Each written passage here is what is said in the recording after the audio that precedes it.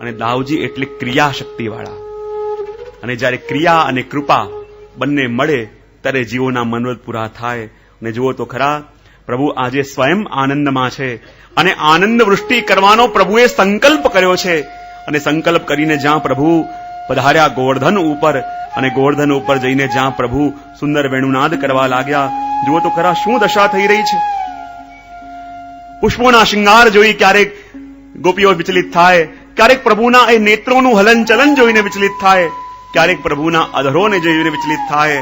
અને જુઓ તો ખરા, જ્યાં પ્રભુ વેણુનાદ કરવા લાગ્યા અને ત્યાં શામ શામ વાદળો ઘેરાવા લાગ્યા, અને જ્યાં કાળા કાળા વાદળો ઉપર ઘેરાવા લાગ્યા, અને જેવો વેણુનાદ પ્રભુ કરતા હતા એવો મંદ મંદ એ વાદળો પણ ગરજવા લાગ્યા અને ગરજીને પ્રભુની સેવા કરી રહ્યા છે. એ વાદળોને બીક છે ક્યાંક અમારો સ્વર એટલો ઊંચો ન થઈ જાય જેથી પ્રભુને શ્રમ પડે, એટલો નીચો પણ ન થઈ જાય કે પ્રભુને સંભળાય ના.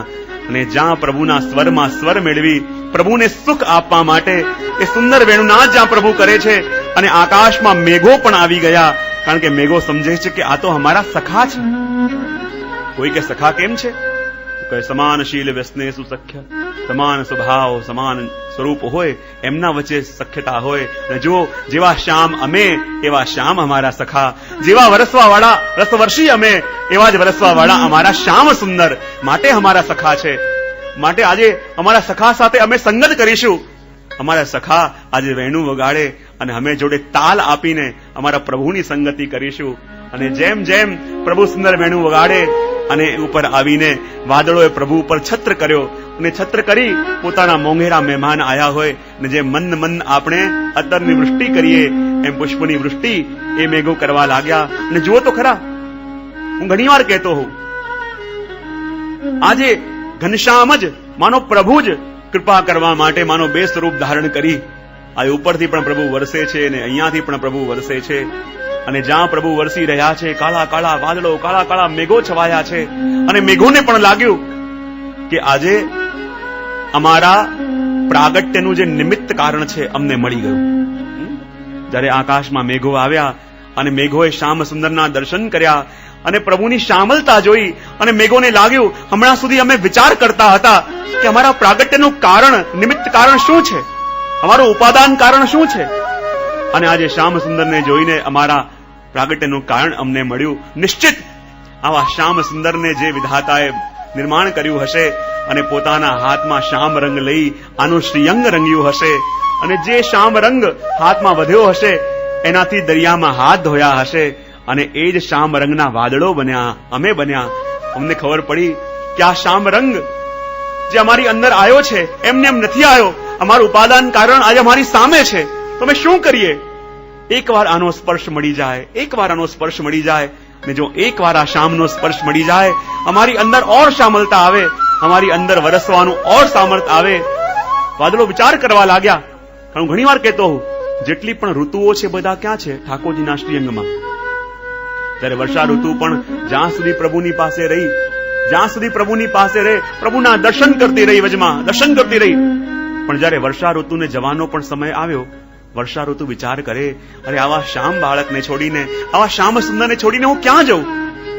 મારે તો એકવાર આનો સ્પર્શ પાવો છે, અને મને એકવાર આનો સ્પર્શ મળી જાય, મારી અંદર શ્યામલતા ઓર વધે, વરસવાનું સામર્થ્ય ઓર વધે. જ્યાં સુધી વર્ષા ઋતુ પણ વજમાં આવી હતી, જ્યાં સુધી રહી હતી, શ્યામ સુંદરના દર્શન કરતી રહી. પણ જયારે જવાનો સમય આવ્યો તો એણે પોતાના બધા જ મેઘોનું શ્યામલપણું અને વરસવાનું સામર્થ્ય ભેગું કર્યું, અને જયારે જવાનો સમય આવ્યો તો આકાશમાં જવાની જગ્યાએ ઠાકોરજીના શ્રીઅંગમાં જઈને સમાઈ ગઈ.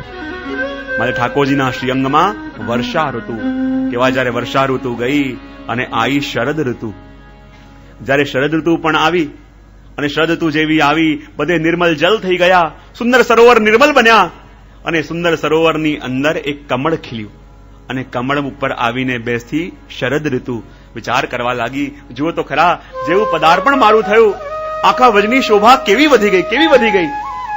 અને જ્યાં પોતાના સૌંદર્યને ચારે ઓર નિહાળતી હતી ત્યાં દ્રષ્ટિ પડી નંદાલયમાં. શું જોયું કે નાનકડા ઠાકોરજી ખેલતા ખેલતા બહાર પધાર્યા, અને જ્યાં શરદ ઋતુએ પ્રભુના દર્શન કર્યા, વિચાર કરવા લાગી, અરે હું તો કમલ ઉપર બેસી છું, પણ જુઓ તો ખરા આ અદ્ભુત બાળક ક્યાંથી આવ્યું? જેના નેત્રો પણ કમળ સમાન, જેનું હૃદય પણ કમળ, જેની નાભી પણ કમળ, જેના હસ્ત પણ કમળ, જેના ચરણ પણ કમળ, અને એક એક કમળ એટલું અદ્ભુત છે કે મારું એક પણ કમળ આની બરાબરી કરી શકતું નથી. હું કેમ કરી આની સરખામણી કરું? એમ વિચાર કરીએ શરદ ઋતુએ આખા વિશ્વની અંદર જેટલા પણ કમળ છે એ બધા કમળોનું સૌંદર્ય એક કમળમાં ભેગું કર્યું, અને જ્યાં બધા સૌંદર્યને એક સ્થાન પર ભેગું કર્યું છતાં પણ એ કમળ પ્રભુના એક પણ કમળની બરાબરી ન કરી શક્યું. જ્યાં સુધી શરદ ઋતુ પણ રહી, ઊભી ઊભી પ્રભુના એક એક કમળના દર્શન કરતી રહી. અને જ્યારે શરદ ઋતુને જવાનો સમય આવ્યો, વિચાર કરે, આવા પ્રભુને છોડીને હું ક્યાં જઉં? આવા પ્રભુને છોડીને હું કઈ જગ્યાએ જઉં? મારે તો આવા સુંદર શ્યામ સુંદરને છોડીને ક્યાંય જવું જ નથી. પણ સમય આવ્યો, જવું તો પડે. તો શરદ ઋતુએ શું વિચાર કર્યો? મારે આ વખતે આકાશમાં નથી જવું. પણ જ્યારે જવાનો સમય આવ્યો તો આખા વિશ્વના બધા કમળોનું સૌંદર્ય એને ભેગું કર્યું, અને જ્યારે જવાનો સમય આવ્યો તો ઠાકોરજીના બંને નેત્રોમાં જઈને સમાઈ ગઈ. તો ઠાકોરજીના શ્રીઅંગમાં વર્ષા ઋતુ, ઠાકોરજીના નેત્રોમાં શરદ ઋતુ. ને જ્યાં શરદ ઋતુ ગઈ અને હેમંત ઋતુ આવી, જ્યાં હેમંત ઋતુ આવી ધીમે ધીમે શીત વધવા લાગી. અને જ્યાં શીત વધવા લાગી પછી તો મૈયા પ્રભુને બહાર જવા જ ન દે. વચમાં એવી ઠંડી પડે, એવી ઠંડી પડે. દિવસે થોડી વાર તડકો નીકળે, બહાર લાવે, અને રાત્રિના તો પૂરા ઓઢાવીને એટલા સુડાવી દે કે આખી રાત એ હેમંત ઋતુને એટલો તાપ થાય, એટલો તાપ થાય કે પ્રભુ દિવસે તો આપના દર્શન થાય, પણ રાત્રિ આપના દર્શન મને કેમ ન થાય? હે પ્રભુ, આપે અમને આટલા શીતલ કેમ બનાયા કે રાત્રિના સમયે પ્રભુ આપના મુખારવિંદના દર્શન પણ અમે ન કરી શકીએ? આખી રાત એ હેમંત ઋતુ રડતી રહે, આખી રાત રડતી રહે. અને વચમાં જ્યારે સવાર થતી તો બધા પત્તા ઉપર, બધા પુષ્પો ઉપર ઝાકળના બિંદુ હોતા. અને કહેવાય ઝાકળના બિંદુ શું છે? એ ઝાકળના બિંદુ બીજા કાંઈ નહીં પણ પ્રભુના દર્શન ન થવાને કારણે આખી રાત સારેલા હેમંત ઋતુના આંસુ છે. આખી રાત પ્રભુના દર્શન ન થયા, રડતી રહી, રડતી રહી. પણ જ્યારે હેમંતને પણ જવાનો સમય આવ્યો, વિચાર કરે, આવા પ્રભુને છોડીને ક્યાં જવું? મારે તો પ્રભુના દર્શન છોડી એક ક્ષણ પણ દૂર થવું નથી. પણ જ્યારે જવાનો સમય આવ્યો તો બીજે બધે જવાનો ટાળીને એણે પોતાની બધી શીતલતા ભેગી કરી અને પ્રભુના દક્ષિણ ચરણમાં જઈને સમાઈ ગઈ. યાની પ્રભુના શ્રીઅંગમાં વર્ષા ઋતુ, નેત્રોમાં શરદ, દક્ષિણ ચરણમાં હેમંત.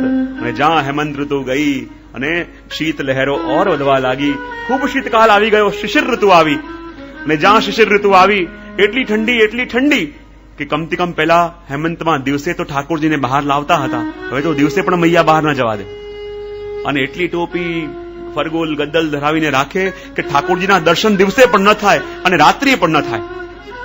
હેમંતને કમથી કમ દિવસે દર્શન થતા હતા, પણ શિશિરને તો એટલો તાપ થયો કે દિવસે પણ દર્શન ન થાય અને રાત્રિએ પણ દર્શન ન થાય.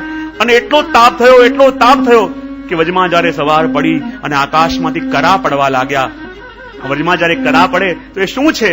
એ કરા બીજું કાંઈ નહીં પણ પ્રભુના દર્શન ન થવાને કારણે જામી ગયેલું શિશિર ઋતુનું હૃદય છે, કે જે કરા પાડીને કહે છે, પ્રભુ જો આપના દર્શન ન થયા, મારી શું દશા થઈ છે આપના વિયોગમાં?